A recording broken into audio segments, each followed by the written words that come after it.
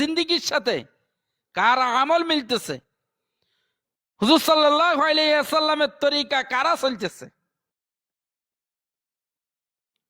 যদি কোন কবরওয়ালার কাছে চাওয়া জায়েজ থাকতো, যারা কবরওয়ালার কাছে চায়, মরা মানুষের কাছে চায়, যদি মরা মানুষের কাছে চাওয়া জায়েজ থাকতো, রাসূলুল্লাহ সাল্লাল্লাহু আলাইহি ওয়াসাল্লামকে বলল, হে আমার সাহাবারা, আমার রওজাতে আসি আমার কাছে চাও, নাউজুবিল্লাহ। কিন্তু রাসূল কি বলছে? قال رسول الله صلى الله عليه وسلم من لم يسأل الله يغضب عليه। যে ব্যক্তি আল্লাহর কাছে চায় না, আল্লাহ তাহার উপর রাগান্বিত হয়।